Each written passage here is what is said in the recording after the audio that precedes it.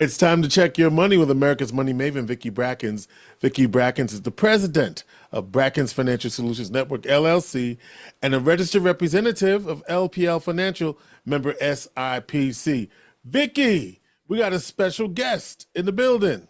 Yes, we do. We have an extra special guest, and we're always very happy to have Member Pam Hunter here with us because she's always going to bring us a fresh look at what's happening across the state and also across the country. And At this point in time, just to make sure everyone knows, okay, fully who we're referencing here, we have Assembly Member Pamela Hunter, who's a Democrat from Syracuse, who represents the 128th Assembly District here in Central New York. I think it's been now about 15 years. Is that correct? Oh, no, no. 9. I'm going into my 10th year. It seems like it's been Okay. 20. It's Yes, not going into her 10th year here, yes. but we wanted to bring you on again. I think we've gotten into like my 6-month rotation. We have you come back and really address the local area as far as things that are going on.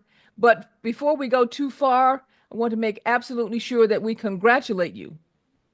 We congratulate you on your new role as Speaker pro tempore, because Yes. that is a huge honor, which is well deserved and as far as all of the things that you've done for the state and for the local community. So, George, we don't have one of those Wait, soundboards, okay, but see, I'll go ahead and cheer for that. I'm, And I'm, what I want to make sure of, okay, that as far as this new role is concerned, because I am not sure everyone really understands what this new role is and what it means and the implications and the impact that it may have on your ability to serve and influence policy here in the local area and across the state. So I think we'll start there tonight.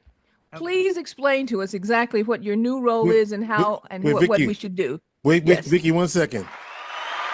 Oh, you found one. Yay. You got to work on that instantaneous As technology. long as George has been in this business, he's got something up his sleeve from Okay. recording. I was trying to get it to go and I forgot where I put it, but it was right there. All right. Okay. All right. Now Then you can wonderful. answer that question. Okay. Well, thank you very much. I always love to see you both in person and virtually. And it Amen. always is a pleasure to be able to have these conversations with you. It's very timely, and it really brings the conversation to people's homes where sometimes they want to know what's going on and they don't necessarily. So it's great to be able to have this episode and what you all do as a resource. So I am the Speaker Pro Tem for the New York State Assembly. Pro Tem. It basically means temporary. Like it means that you are the speaker when the speaker is not there. And that means I preside over all of the legislative proceedings. I'm in a leadership capacity. There are basically 5 leadership positions in the state assembly, the speaker, the minority leader, the speaker pro tem, and there are 2 committee chairmanships that are part of leadership ways and means and codes. So essentially, I'm one of 5 people in leadership positions in the state. I have the speaker's ear. I meet with him in leadership meetings every week. And hopefully this will be able to elevate and escalate even more the legislation that I bring, the resources that I bring back to the district. But really, I'm in the chamber every day, all sessions. So if you ever log on to the assembly sessions, you will see me as sort of the face and the voice of the New York State Assembly. And it just really is a privilege that the speaker saw this in me and being able to be a leader in our community and across the state. It's a big So, deal. so yeah, it is a very big deal. So again, congratulations. I know that Speaker Hasty appointed you into Yes. that position. It's not one that you have to run for. It's really a recognition of the skill set that you bring to the assembly. Were you surprised though when he called? Yes and no. Because I was the Banks Committee Chair for the past 2 years, and I'm the current president of NCOIL, the National Council of Insurance Legislators. So this year for 2025, I'm the president of insurance. So I've been all things financial services for a long time. Right. And I think because I was the majority conference chair a few years ago, And being an Army veteran, the speaker sees my capacity for leadership and bringing calm and patience with the kind of firm hand that sometimes is necessary in my chamber.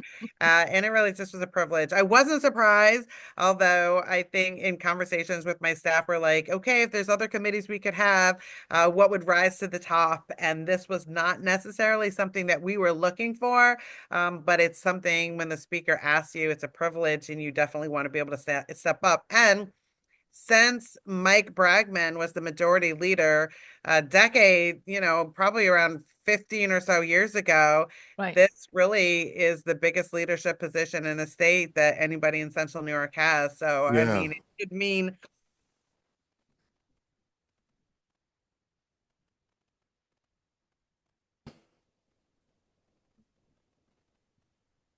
so the majority leader, Mike Bragman, about 15 years ago, that was about the last time that anyone in Central New York had this high leadership position in the state assembly. So really, it's an honor to be able to have this position, but also being able to have this high position and being able to represent Central New York means a lot, and I think especially for our area.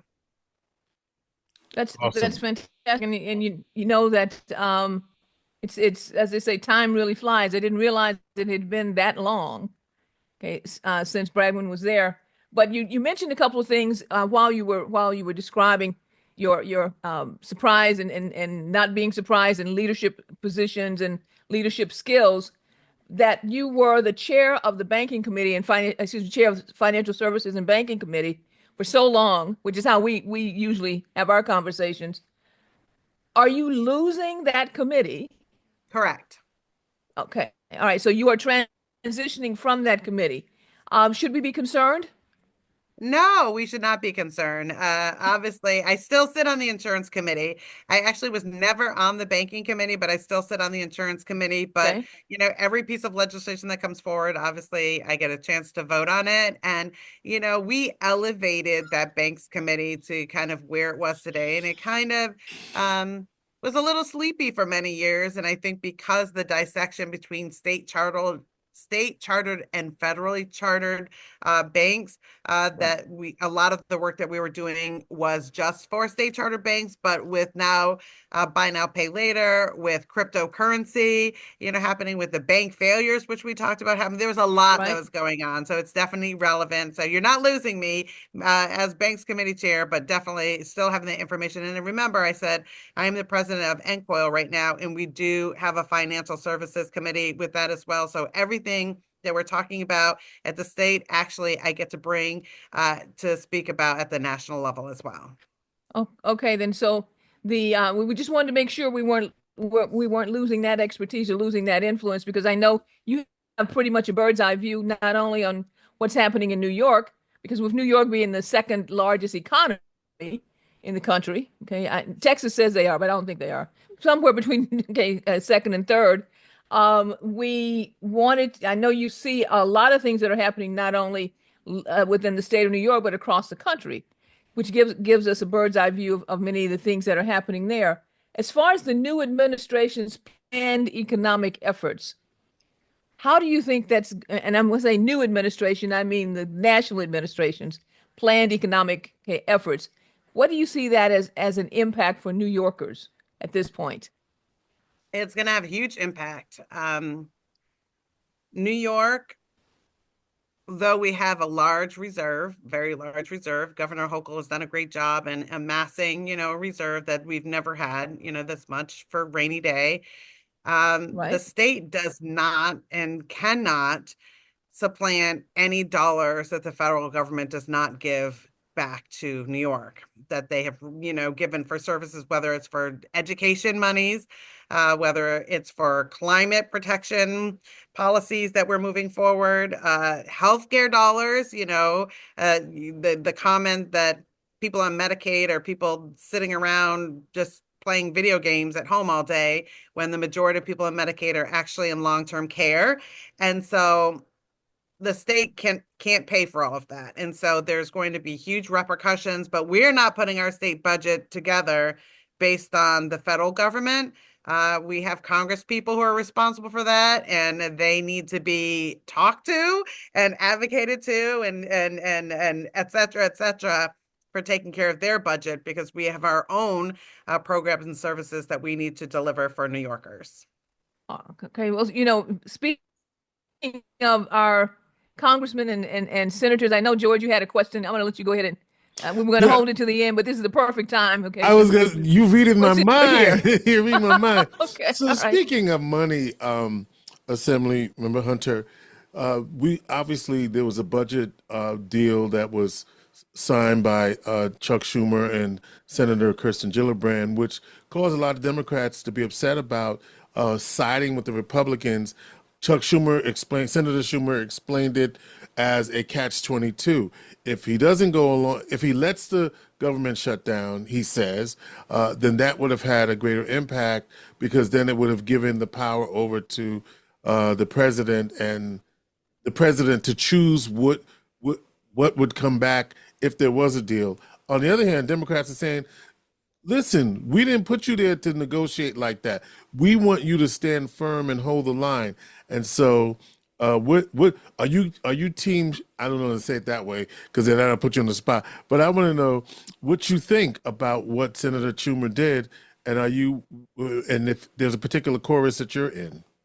Yeah. So I, I have to just step away just 1 second and liken it to our New York State budget. If it is not passed on time, that gives the governor more power to do more things, because the legislature didn't pass it on time. So that means we lose negotiating power in the state. And really, we are at the whim of the governor.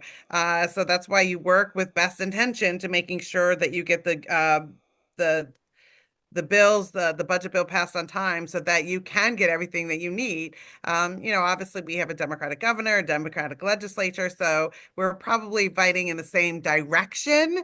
And so that makes it easier, but that's sometimes been difficult. We had tough times with, Governor Cuomo when the budgets were going, and that's leverage that they have after the deadline. That is definitely leverage. So that is very similar to the federal government, being in that kind of position to say, will I vote for a shutdown? And some people are like, burn it down, shut it down. This is what we want to do. Don't negotiate.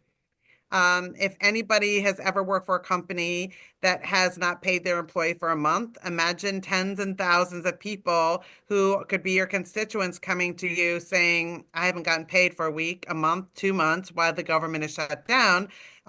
That's something that you need to answer to your constituents. And so those 7 Congress people in New York State that, are voting for this, they should be called upon saying, what are you doing? The 2 senators that we're talking about now who voted for this, a government shutdown impacts everything. And so let's just take, for example, the court system. And you have seen that Democratic attorneys general across the country have utilized the courts to fight back for some of these policies that the administration has been putting forth. So should there have been a shutdown, the courts would be shut down too. And that basically is one of the only mechanisms available right now that has been staving off some of these policies, is through the court system.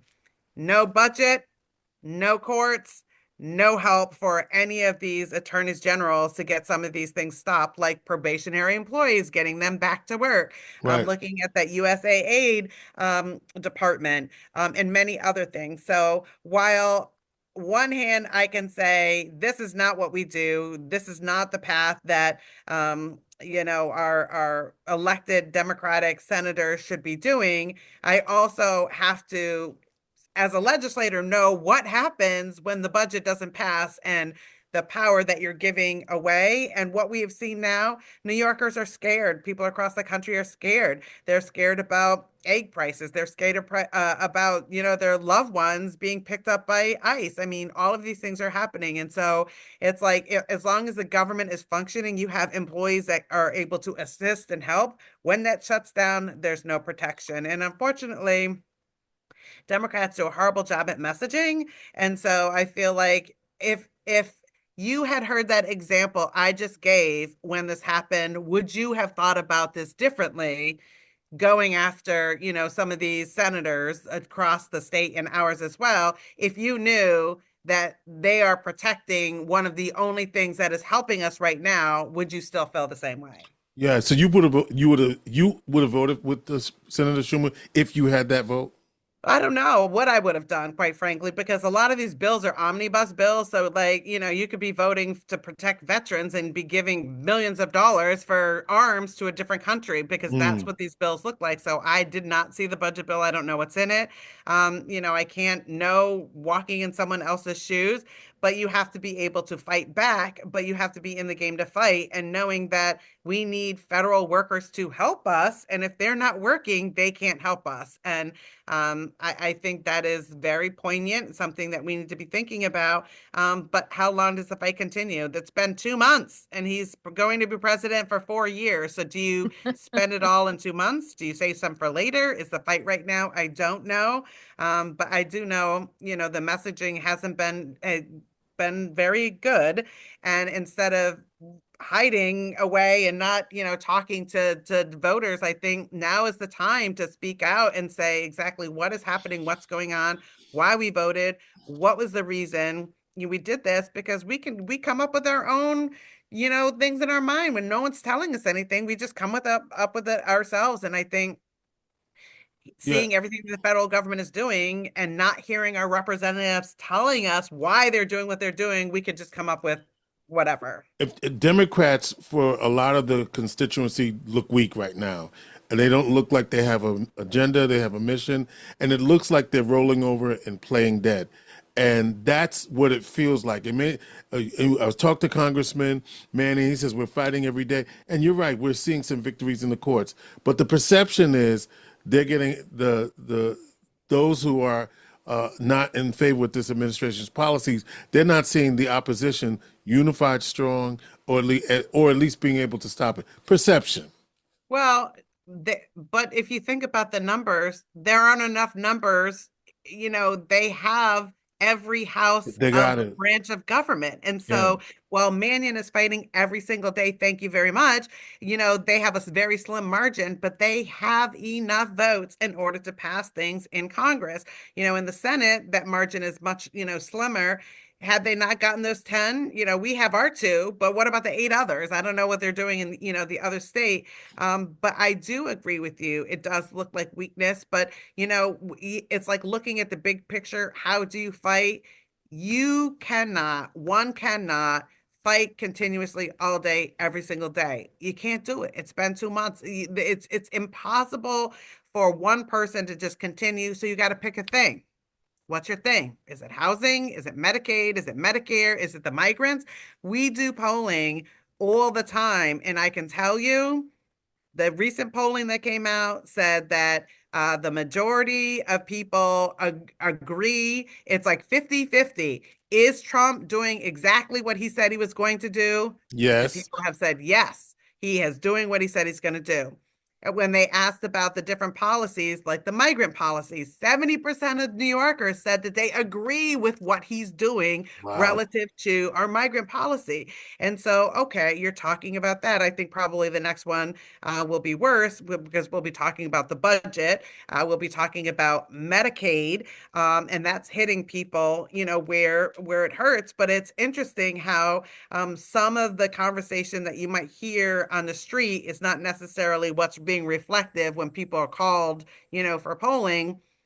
People want to be able to pay. They do think that the tariffs that Trump is enacting will hurt their pocketbook, but then asked again, do they still support him? That same percentage of people still say they do. So the pain is happening, and it probably is going to continue to happen. And until it reaches the masses, this is not just Democratic voters that are being affected. This is Right. all across the state until the people who voted for him, and again, people in Democratic areas in our state voted for this president, that until the hurt that they feel in that is real that they hear about, but it really affects their pocketbook, then I think you're going to see movement. And I think those 7 congressional Republican, representatives are feeling the heat. You see these town halls across the country where Yes. they're going and they're getting booed, and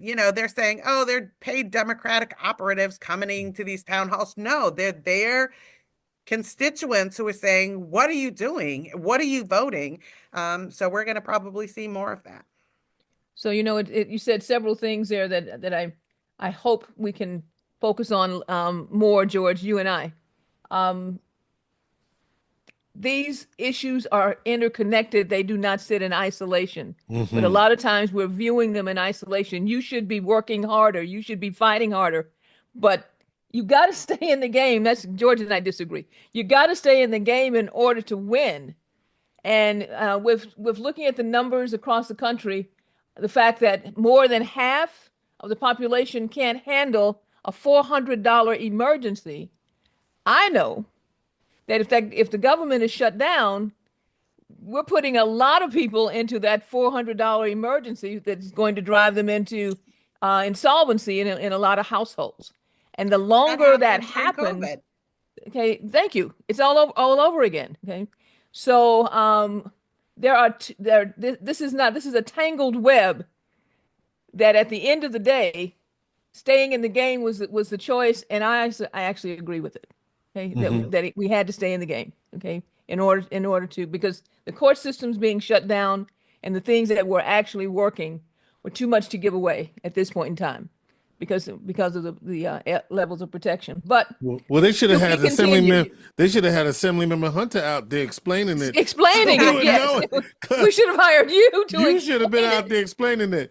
But I did appreciate you saying pick an issue, Pick an issue, because yeah. pick an issue. I think that's one of the things I take away from what you said. And like you said, I'd be surprised at what people say versus what they will support. All right, Vicky, thank you for that Okay. indulgence, and I appreciate it. All right. Okay. So we're going to go back to the last couple of questions before we wrap up here. And of course, if you have something in particular you want to interject, feel free at any point in time, Assembly member. Syracuse, as your home, is poised for tremendous economic growth. And I was a little when we had. I'll be honest with you. When I listened to the entire thing of the State of the Union, and I heard the CHIP Act come out of the president's mouth saying cancel it. I got a little frayed around my corner, around the collar. But we're poised for tremendous economic growth. What do you believe, though, that Syracuse and Onondaga County residents need to do to squeeze every ounce out of all the benefits that are before us here, as far as all of the economic opportunities here within the state of New York? Yeah. That's a tough one because just like we've seen with other things from the federal government, where like we're going to shut something down and then they do, but they sort of don't. And a lot of these things were passed with the prior administration. Even though they say things are in statute and it was passed and they can't touch it. Well, we see what happened with Roe v. Wade when they said it was established law and it had been, and now it was overturned. 50 So, years, yeah. Okay. um, just having an assurance from our county executive saying it's not going away, it's not happening. I'm glad that he's feeling confident about that. But to me, it's like the devil is in the details, and put your money where your mouth is, federal government, because until I see money starting flowing release, I see Micron hiring people in corporate, offices, and that's great. Those are high level people. Those aren't necessarily our local folks, that are on the ground that we're trying to get them these, manufacturing jobs. But I've not seen a shovel in the ground yet out there in Clay. And I know that there's a lot of, things that need to be done before that happens. We work towards making that happen. We stay on our federal partners to make sure that they deliver what they can, for us. From the state's perspective, this is done. We're moving forward, just like with 81. That Right. obviously was passed. That infrastructure bill was passed, and the monies went through. And so I think there's a little jockeying because, it's not his bill. his meaning the president's, if this was his negotiating, he's talking about having some Taiwan semiconductor company, coming. Well, we have our own here, that's Right. it's in United States. So I think we plan for the future. Keep planning like this is going to happen. I'm sure everyone, is positive that it's going to happen, but you always have a plan B. I know that originally it was like 4 fabs. Now I think they're talking about realistically starting the 1 and getting to the 2. Well, that's very different from what we were told from the very beginning. They want way more water than they had wanted when we first heard about this. This is not speaking out of school. This is absolutely true. And so plans change, right? And so we need to be nimble and prepared. But right now, we're not even ready for the people who live here today. We don't have enough housing for the people who live here today. You just saw that article about now that they're that the folks in the housing are being displaced, and they knew it was coming. Obviously, they said that they were going to tear Right, those right. buildings down, looking to rehome many people who are currently living there, so they could tear down the buildings. And in the paper, they're asking if anybody knows any landlords who of places where people can live with 3, 4, bedrooms. Where are those places? Like, this is a problem that's happening right now, and we have not built what we needed to. So future problems are something we need to plan, set the goal, work towards. I think that our focus needs to be on the people who are currently here right now, who can't afford their life today, who need to have stable housing, who need to have quality education. They need infrastructure in place. I know that the city has $30 million and in the hopper. And people are calling my office for potholes to be fixed. You need to be calling the city. The state gives you the money. You need to expend it. And so while we're planning for the future, planning for down the road, I think there's definitely many issues that we need to be taking care of right now in front of us, that I think if we uplift those, the bigger things come to us.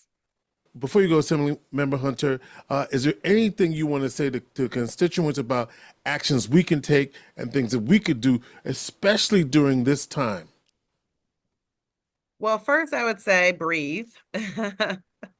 Because I think that we are getting ourselves filled with anxiety, and that's not healthy for us. I would say turn off your phone and social media, and also limit your intake on the news. You don't have to get every news channel all day long. It's in your brain, and it's too much. It's too much. So set a schedule of time for your news intake. Make sure you're getting a variety of intake from many different places, because now journalism sometimes has slants. So we want to make sure that we're getting information from all sides, and do your research. I think that's very important. I said before, pick an issue. You can't fight every single issue, every battle. What resonates with you, whether it's, something to do with aging or Social Security, Medicaid, long-term care, the environment. There's many things to choose from. Make sure you know who your elected representatives are and their contact information, and reach out to them. Email them, call their office, send them, information about you as a constituent. What do you stand for? What do you advocate for? What do you want them to do? Those are active things that you can do, and take care of yourself. This is a marathon. This is not a sprint. This is how democracy works with elections. Obviously, we elected this current administration, and we have to see this through. And so we just have to prepare ourselves mentally, physically for the marathon. And we're seeing people getting themselves exasperated, and I can understand that. I'm exasperated too. But I need to be here and healthy in mind and body for the fight. And if I'm not taking care of myself, I can't take care of others. Well, okay. I think that's a great way for us to end on the conversation of uplifting others, making sure that we uplift those that are here before us right now, and that we all start planning as for the future as far as the infrastructure is concerned and things that are necessary for the future. But we need to concentrate on what's happening right in front of us each and every day. Again, thank you very much for joining us this evening. I tell everyone that's watching and listening, If you have any questions, feel free to give us a call at area code 315-930-4499. Be sure and share this segment. Like and subscribe. I got them all this time, George. Share, like, and subscribe to this podcast. And if you have additional questions or comments, love to hear from you at any point in time at info@brackensfsn.com. And George, I'll say now, our plate is full. All right, Vicki Brackens is wait, let me do this. Here we go. Vicki Brackens is the president of Brackens Financial Solutions Network, LLC, and the registered representative of LPL Financial, member SIPC. She is America's money maven.